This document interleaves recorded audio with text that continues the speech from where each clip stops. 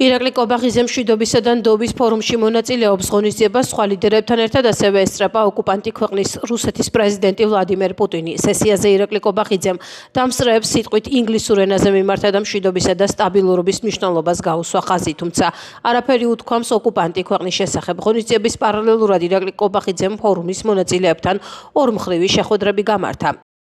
ის დიდი პატივია მონაწილეობა ამ მნიშვნელოვან ფორუმში, რომელიც მშვიდობისა და ნდობის საერთაშორისო წელს ეძღვნება. ის თურქმენეთის ინიციატივით დააწესა გაერთიანებული ერების ორგანიზაციამ. გულწრფელ მადლობას ვუხდი თურქმენეთის მთავრობას დიალოგის, თანამშრომლობისა და კონსტრუქციული ჩართულობის ხელშეწყობისადმი ურყევი ერთგულებისთვის, როგორც რეგიონულ, ისე გლობალურ დონეზე. ჩვენი სესიის თემაა მშვიდობა და ნდობა, მიზნების ერთობლიობა მდგრადი მომავლისთვის. ის ზედმიწევნით ეხმიანება საქართველოს ღირებულებებსა და საგარეო პოლიტიკის პრიორიტეტებს. დღეს უფრო მეტად ვიდრე ოდესმე გლობალური საზოგადოება დგას რთული გამოწვევების წინაშე.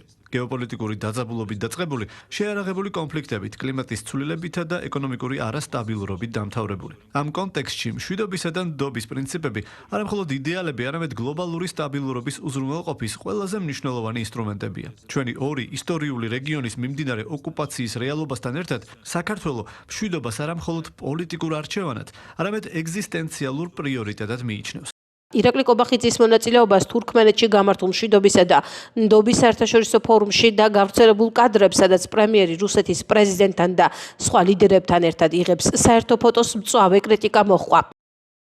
ქართული ოცნების რეჟიმი ეს არის ომის, ძალადობის და ქაოსის რეჟიმი, იმიტომ რომ არანაირი აუცილებლობა ამ ფორუმზე დასასწრებად საქართველოს სახელმწიფოს წარმომადგენლებს, თუ ასეთად შეიძლება ჩაითვალოს კობახიძე, ქართული ოცნების რეჟიმის წარმომადგენელი არ ჰქონდა. ეს არის ის ფორუმი, სადაც პუტინმა ძალიან ღიად, საჯაროდ განაცხადა, რომ პრაქტიკულად ის ქვეყნები, რომლებიც ესწრებიან ამ ფორუმს, უნდა იყვნენ პოლიტიკურად და საერთაშორისო, ასე ვთქვათ, ალიანსებისგან ნეიტრალურები. რეჟიმმა, რომელმაც ომი გამოუცხადა საკუთარ მოქალაქეებს, ქართულ ხალხს და ყველას მსოფლიოში, პრაქტიკულად აღიარებს იმ პოლიტიკურ განაცხადს, რომლითაც პუტინი წარსდგა ამ ფორუმზე. აბსოლუტურ ფორუმებში რეალურად სადაც პუტინი არის იმ ფორუმს მშვიდობის ფორუმი ვერ ერქმევა, ან ტერორისტის სახელმწიფო იღებს მონაწილეობას ფორუმში, რომელსაც ქვია მშვიდობის ფორუმი. ეს არის ყველაზე დიდი აბსურდი, რაც შეიძლება მოგვისმინოს დღეს და სწორედ აი ამ აბსურდის მონაწილე არის კობახიძე, ვინაიდან ქართული ოცნება ცდილობს დასავლური სტრუქტურები ძალიანად ჩახსნას საქართველოს სამომავლო პერსპექტივაში და მოახდინოს ინტეგრაცია ისეთ ქვეყნებთან, ისეთ სახელმწიფოებთან, სადაც დემოკრატია არ არის ფუნდამენტი და ადამიანის უფლებები არ წარმოადგენს ფუნდამენტს, ამიტომ გასაკვირიც არ არის, რომ პუტინთან ერთად კობახიძე გამოჩნდა ერთ ფოტოზე. კობახიძის პერსონიდან გამომდინარე, ის არავინ არ არის და არაფერს არ წარმოადგენს პუტინისთვის და შეიძლება არც კი ელაპარაკოს კობახიძეს პუტინი, ერთადერთი ადამიანი, ვისაც აქვს კომუნიკაცია კრემლს არის ივანიშვილი და მისი ქსელი, კობახიძე წარმოადგენს ერთგვარ მარიონეტს ამ პუტინის რეჟიმის. ეს არის ერთგვარი მორიგი სიგნალი საქართველოს მოსახლეობისთვის, თუ რა არის ქართული ოცნების საგარეო პოლიტიკური პრიორიტეტები, რომ მათ არ აინტერესებს ევროინტეგრაცია, მათ არ აინტერესებს ევროპული ფასეულობები, ერთადერთი რაც მათ აინტერესებს, ეს არის რუსეთთან ურთიერთობების გაღრმავება, რასაც წარმატებით ახორციელებენ მთელი ამ დროის განმავლობაში. აქამდე ფრთხილობდნენ, ცდილობდნენ, რომ არ გადაეიღოთ უშუალოდ პუტინთან ფოტოსურათები, თუმცა როგორც ჩანს, ახლა თვლიან, რომ დრო არის შესაბამისი და ხდება ნიღბების საბოლოო მოშორება და ჩვენ უკვე კარგად, ნათლად ვხედავთ ქართული ოცნების რეალურ რუსულ სახეს. არანაირად არ არის გამორიცხული, რომ გარკვეული ტიპის მოლაპარაკება განხორციელებულიყო დახურულ კარს მიღმა. ირაკლი კობახიძე აშხაბადში გამართულ მშვიდობისა და ნდობის საერთაშორისო ფორუმში მონაწილეობას შუა აზიის ქვეყნებთან ურთიერთობების გაღრმავების მნიშვნელობით ხსნის. მისი თქმით, ის ამ ფორმატს იყენებს როგორც პოლიტიკური და ეკონომიკური თანამშრომლობის განვითარების შესაძლებლობას. ჩვენთვის განსაკუთრებული მნიშვნელობა აქვს შუა აზიის ქვეყნებთან ურთიერთობების გაღრმავებას და თქვენ იცით, რომ დღეს აქ წარმოდგენილია ხუთივე სახელმწიფოს ლიდერი, ასევე აქ არიან ჩვენი მეზობელი ქვეყნები, აზერბაიჯანი, სომხეთის წარმომადგენლები. რა თქმა უნდა, ჩვენთვის განსაკუთრებული პრიორიტეტია ამ მიმართულებით ურთიერთობების გაღრმავება, ეს ხება როგორც პოლიტიკურ, ისე ეკონომიკურ კავშირებს და ბუნებრივია ეს ფორმატი გვაძლევს იმის საშუალებას, რომ ჩვენს კოლეგებთან ერთად ვისაუბროთ თანაშრომლობის განვითარების თემებზე. ირაკლი ყობახიძის აშხაბადში ვიზიტს ეხმაურება საქართველოს მეხუთე პრეზიდენტი სალომე ზურაბიშვილი და საზოგადოებას მიმართავს უთხრან არა ყობახიძისა და პუტინის ერთად დგომას. დღეს ყველა რუსთაველზე არა ყობახიძის და პუტინის ერთად დგომას, არა საქართველოს დათმობას, წერს სალომე ზურაბიშვილი სოციალურ ქსელში. ირაკლი ყობახიძე მაკაბოჭორიშვილთან და ლევან ჟორჟოლიანთან ერთად თურქმენეთის დედაქალაქ აშხაბადში 11-12 დეკემბერს მიმდინარე მშვიდობისა და ნდობის საერთაშორისო წლის ფორუმს ესწრება, რომელიც თურქმენეთის ნეიტრალიტეტის 30 წლის თავს ეძღვნება. ღონისძიებაში ასევე მონაწილეობს რუსეთის პრეზიდენტი ვლადიმერ პუტინიც. ღონისძიებაზე იმყოფებიან თურქმენეთის, თურქეთის, სომხეთის, ყირგიზეთის, ტაჯიკეთის, უზბეკეთისა და ერაყის პრეზიდენტები, ასევე აზერბაიჯანის, უნგრეთისა და პაკისტანის პრემიერ-მინისტრები. ჯანდაცვის სამინისტრომ ფსიქიკური ჯანმრთელობის პრობლემების მქონე ალკოჰოლიზმით, ნარკომანიით ან ტოქსიკომანიით დაავადებულ პირთა ერთიან საინფორმაციო ბაზა უნდა შექმნას. პარლამენტმა ფსიქიკური ჯანმრთელობის შესახებ კანონში ცვლილებებს მესამე მოსმენით დაუჭირა მხარი. დოკუმენტის მიხედვით ჯანდაცვის სამინისტროს ბაზის შესაქმნელად ვადა 2026 წლის 1 მარტამდე აქვს. პირის ფსიქიკური ჯანმრთელობის შესახებ მონაცემები შეიტანება ფსიქიკური ჯანმრთელობის პრობლემის მქონე ალკოჰოლიზმით, ნარკომანიით ან და ტოქსიკომანიით დაავადებულ პირთა ერთიან საინფორმაციო ბაზაში, რომლის ადმინისტრირებას ახორციელებს საქართველოს ოკუპირებული ტერიტორიებიდან დევნილთა შრომის, ჯანმრთელობისა და სოციალური დაცვის სამინისტრო.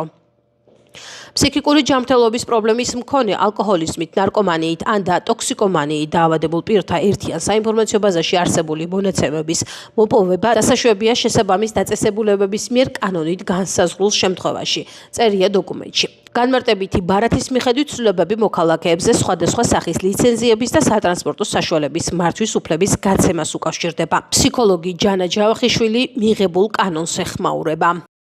მსოფლიო სტატისტიკით ეგრეთ წოდებული გავრცელებული ფსიქიკური აშლილობები ცხოვრებაში ერთხელ მაინც აქვს ყოველ მეოთხე ადამიანს. კონფლიქტით, ომითა და პოლიტიკური რეპრესიებით დაზარალებულ ეკონომიკურ კრიზისში მყოფ საზოგადოებებში ეს სტატისტიკა კიდევ უფრო მაღალია. საქართველოს სწორედ ასეთი ქვეყანაა. გამოდის, რომ ჩვენი მოსახლეობის 1/13 ექიმებმა და ფსიქოლოგებმა შინაგან საქმეთა სამინისტროს სპეციალურ სიაში უნდა შეიტანონ. ეს უპრეცედენტო მასშტაბის დისკრიმინაციაა. მიმართვიანობა ფსიქიკური ჯანმრთელობისა და ნარკოლოგიურ სივრცეებში დღეს ისედაც დაბალია და ახლა უკვე საერთოდ გაქრება. უამრავი ადამიანი პროფესიული დახმარების გარეშე დარჩება, გაიზრდება სუიციდის სტატისტიკა. რატომ გკლავთ ასეთი მშვიდობა გინდათ? შფოთვისა და დეპრესიის რომ გვეშინოდეს, რომ შინაგან საქმეთა სამინისტროს სიებში არ შეგვიტანონ და არ გაგვრიყონ. რაც უფრო დაბალია ცხოვრების ხარისხი და მაღალია სოციალური დაუცველობა, მით უფრო მაღალია ფსიქიკური აშლილობების გავრცელება, რაც აკეთებენ საპასუხოდ ცივილიზებული დასავლური სახელმწიფოები. ცდილობენ, რომ გაზარდონ სოციალური დაცვა, შექმნან დასაქმების შესაძლებლობები, დააფინანსონ ფსიქიკური აშლილობების მქონე ადამიანებზე ზრუნვის სერვისები და განავითარონ შესაბამისი ინფრასტრუქტურა. ამის საპირისპიროდ, რას აკეთებს რუსეთი? ფსიქიკური აშლილობების მქონე პირთა რეესტრს ადგენს, რომ მოსახლეობის დაშინებისა და ჩაგვრის კიდევ ერთი ბერკეტის შექმნას. რას ვაკეთებთ დღეს ჩვენ?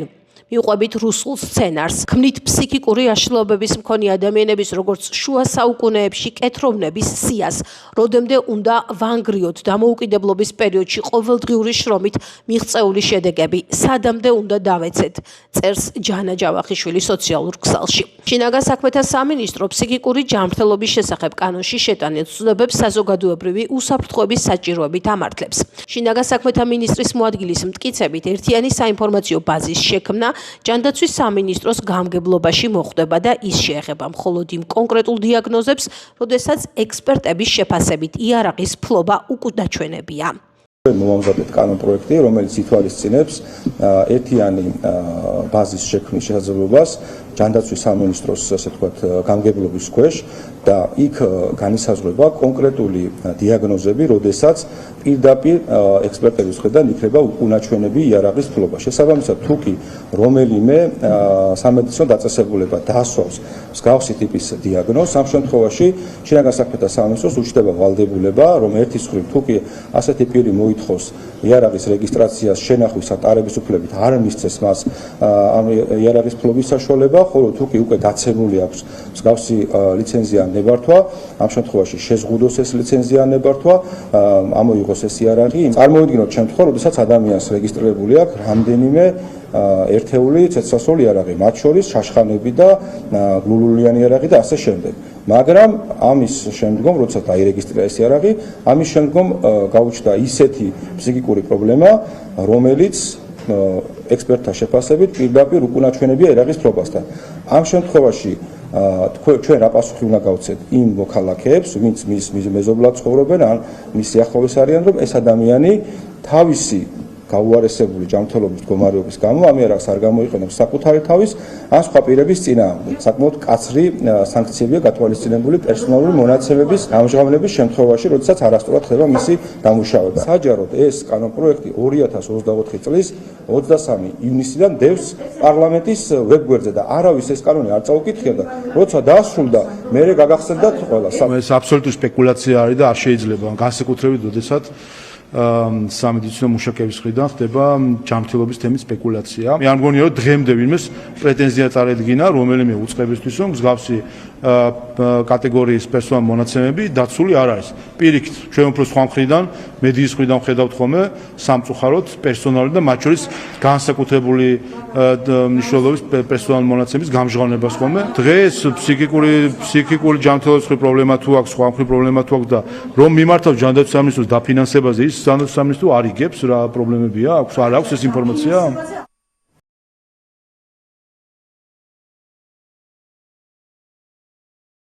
ხარაგაულის მუნიციპალიტეტის სოფლებში ღვერკსა და ხემაღალხში მეწყრული პროცესები კვლავ აქტიურია. გრძელდება ადგილობრივების საცხოვრებელი სახლების ნგრევა. მოსახლეობა აცხადებს, რომ სახელმწიფო დახმარების გაცემის შესახებ ინფორმაცია ამ დრომდე არ მიუღიათ. ხარაგაულის მუნიციპალიტეტის მერის პირველი მოადგილე ვარლამ ჭიპაშვილი გამოცემად ჩემ ხარაგაულს პასუხობს, რომ მერიაში შეგროვდა და შესაბამის უწყებებს გადაესცა 113 დაზარალებული ოჯახის მონაცემები და ახლა ფულად კომპენსაციას ელოდებიან. მეწყრით დაზარალებულები საკომპენსაციო თანხას რაოდენობით მიიღებენ, ამის შესახებ ვარლამ ჭიპაშვილს ინფორმაცია არ აქვს. არავითარ ინფორმაციას არ ვფლობთ და მოლოდინის რეჟიმში ვართ, ამბობს მეწყრით დაზარალებული მარადი გელაშვილი. ერთადერთი რაც ვიცით ისაა, რომ თითოეული დაზარალებულის მდგომარეობა ინდივიდუალურად არ შეუსწავლიათ. ამ შემთხვევაში საკომპენსაციო თანხა დიდი იქნებოდა და დოკუმენტებში უნდა ასახულიყო სახლების დანგრევის რეალური მიზეზი, რაც ჩვენი აზრით სარკინიგზო გვირაბის არასწორად მშენებლობამ განაპირობა. ველოდებით დოკუმენტს, რის საფუძველზეც კომპენსაციას მოგცემენ. ჩვენი შემდგომი ნაბიჯები ამაზე იქნება დამოკიდებული. ჭორებით რომ არ ვიმკითხაოთ, ხელისუფლების წარმომადგენლებმა ინფორმაცია უნდა მოგვაწოდონ. მეწყერი ისეთი ტემპით აღარ მოძრაობს, როგორც ზაფხულში. თუმცა სახლებზე ბზარები ახლახან შევნიშნეთ იმ ადგილებშიც, რომლებიც გეოლოგებს საშიშ ზონად არ მიუჩნევიათ, ამბობს მარადი გელაშვილი გამოცემასთან ჩემი ხარაგაული. ღვერკსა და ხემაღალში 8 თვის წინ 68 ჰექტარზე განვითარებული მეწყერი ხარაგაულის მერიისგან დაქირავებულმა შეპესე გეოლოჯიქსის გეოლოგებმა ტოპ 3-ში შეიყვანეს და შეაფასეს როგორც ძალიან ღრმა, ძალიან მძლავრი და ექსტრემალურად დიდი. ადამიანის უფლებათა ევროპული სასამართლოს გადაწყვეტილებას აფასებენ პარტიები. 20 ივნისის აქციის დაშლის საქმეზე ევროპულმა სასამართლომ 6 წლიანი განხილვა დაასრულა და საბოლოო გადაწყვეტილება მიიღო. 26 მომჩივანიდან 24-ის მიმართ სასამართლომ წამების აკრძალვის მუხლის დარღვევა დაადგინა. აქედან ერთი ნაწილის მიმართ გამოხატვის თავისუფლების, მეორე ნაწილის მიმართ კი შეკრებისა და გამოხატვის თავისუფლების უფლებების დარღვევა. სასამართლოს მთავარი მიგნება არის ის, რომ გავრილოვის ღამეს ძალა არაპროპორციულად იყო გამოყენება, ვინაიდან დაშავდნენ ისეთი პირებიც, რომელთა მონაწილეობაც ძალადობრივ ქმედებებში ვერ დასტურდება. ოპოზიციის ლიდერების განცხადებით, ახლა პასუხისმგებლობა ქართულ ოცნებასა და გიორგი გახარიას გუნდს ეკისრება. პარლამენტის თავმჯდომარის განცხადებით კი სტრასბურგის სასამართლოს დიდი პალატის გადაწყვეტილება რაიმე განსაკუთრებული სიახლე არ ყოფილა კითხვები ახლა მიემართება ევროკავშირთან და გერმანიასთან, სადაც გიორგი გახარია იმყოფება. სასამართლომ აღნიშნა, რომ როდესაც ადგილი აქვს მასობრივ არეულობას, ძალადობას, სახელმწიფო უწყებებზე, ასე ვთქვათ, შტურს, ასეთ შემთხვევაში პოლიციას აქვს უფლება და არა უფლება, ვალდებულება იმოქმედოს იმ პროპორციული ძალის გამოყენების პრინციპით, რაც აუცილებელია საფრთხის აღმოსაφრლად და ამ შემთხვევაში ეს განმარტება პირდაპირ არის მითითებული. რაც შეეხება კონკრეტულ შემთხვევაში კონკრეტული სპეცსაშუალების გამოყენების საკითხებს, ასევე მათი არასწორი გამოყენების საკითხებს, ამაზე მსჯელობა არის გადაწყვეტილებაში. რა თქმა უნდა, თითოეული ჩვენთაგანი ყურადღებით ვეცნობით ამ გადაწყვეტილებას. კონკრეტული მითითებები არის გაცემული, ასევე ალბათ მინისტრთა კომიტეტის გარკვეულ რეკომენდაციებს გასცემს. რა თქმა უნდა, ეს საკითხები იქნება შესწავლილი და მოგვიანებით შემდგომში ამაზე იქნება მსჯელობა. რაც შეეხება კონკრეტულად თუ ვინ მიიღო გადაწყვეტილება ამა თუ იმ სპეცსაშუალების გამოყენებაზე, ამაზე როგორც მოგეხსენებათ, რომ საქართველოს გენერალურ პროკურატურაში მიმდინარეობს გამოძიება, შესაბამისად ჩვენ ვერ დავასწრებთ მოვლენებს და დავაგდოთ გამოძიების შედეგებს. რაც შეეხება 20 ივნისს და იქ კონკრეტული პირების მოქმედებას გულისხმობ მაშინდელ ხელმძღვანელებს, სამართალდამცავი სტრუქტურების. ამაზე იცით, რომ ჩვენც გვაქვს ჩვენი კითხვის ნიშნები და სტრასბურგის სასამართლოს დავალებით ჩვენ განვაახლეთ გამოძიება ამ თემასთან დაკავშირებით. ეს გამოძიება დაადგენს შეშმარიტებას ყველაფრის შესახებ, მათ შორის რამდენად მარცომიერად მოქმედებდნენ კონკრეტული თანამდებობის პირები იმ დროს. სასამართლომ დაადგინა, რომ პირველი 20 ივნისს მიტინგის დაშლა იყო კანონიერი, ვინაიდან ადგილი ჰქონდა სახელმწიფო ინსტიტუტზე შტურმს. მეორე 20 ივნისს დარღვევის გამომწვევი ერთადერთი იარაღი, რომლითაც ადამიანებმა მძიმე დაზიანება მიიღეს, იყო რეზინის ტყვიები. რეზინის ტყვიების გამოყენების არაპროპორციულობა დადასტურდა 4 კონკრეტულ შემთხვევაში. მესამე რეზინის ტყვიების გამოყენების ბრძანება გიორგი გახარიას არ გაუწია. ადრე თუ გვიან სტრასბურგის ეს გადაწყვეტილება აუცილებლად გახდება ობიექტური და მიუკერძოებელი გამოძიების ჩატარების საფუძველი და ობიექტურად დადგინდება, ვინ გასცა რეზინის ტყვიების გამოყენების ბრძანება. ეს გადაწყვეტილება იყო ქართული ოცნების მმართველობის სისტემაში მიღებული გადაწყვეტილება, რომლის ნაწილიც იმ მომენტში იყო ბატონი გახარია, ოღონდ ეს არის რაღაცა აბსოლუტური პერვერსია ამ თემის, რომ ყველაფერი გახარიას დაბრალდეს, იმიტომ რომ არ არის ეგრე, არ არის ეგ მართალი. და ეს დაადასტურა სტრასბურგის სასამართლომ. სტრასბურგის სასამართლომ პასუხისმგებლობების საკითხები დააყენა როგორც შინაგან საქმეთა სამინისტროს, ისე საქართველოს პროკურატურის, ისე საქართველოს საერთო სასამართლოების და ყველას უთხრა, რომ კომპლექსურად სისტემურად თქვენ ერთი იძალადეთ ადამიანებზე და შემდეგ ხელი შეუშალეთ სამართლიანობის პოვნას. პოლიტიკური პასუხისმგებლობა გავრილოვის ღამის, სისხლიანი ღამის ძალადობაზე ეკისრება ქართულ ოცნებას, პირადად ბიძინა ივანიშვილს, მისი შემსრულებელი იყო გიორგი გახარია, ეს იკითხება მათ შორის სტრასბურგის გადაწყვეტილებაშიც და ცხადია, ეს სამართლებრივი შედეგი ვერ წაიშლება და დამნაშავეები აუცილებლად აგებენ პასუხს, როგორც პოლიტიკურად, ასევე მორალურად და სამართლებრივადაც და პირველი ვისთანაც მივიდა ეს სამართლებრივი გადაწყვეტილება, რა თქმა უნდა არის გიორგი გახარია, მაგრამ საბოლოო ჯამში ეს არის დამოკლეს მახვილი ქართული ოცნების თავს. დასაკითხზეც საია დაობდა ამ საკითხებთან მიმართებაში ჩვენ დიდი შეკითხვები გვაქვს და თუ კი თავის დროზე სათანადო გამოძიება არ ჩატარდა, ამაზე აქვს სტრასბურგის სასამართლოს შენიშვნა და აი ამ მუხლის დარღვევაში გვედავება ტექნიკური დავარქვათ. მაგრამ მნიშვნელოვანი, მაგრამ იმაზე რომ პოლიციამ უნდა დაიცვას სახელმწიფო შენობები და პარლამენტი, რასაკვირველი ამაზე დავა არ არსებობს. პოლიციამ უნდა იმოქმედოს, მაგრამ უნდა იმოქმედოს გარკვეული სტანდარტით, თუნდაც ხისტი და უხეში ძალის გამოყენებით.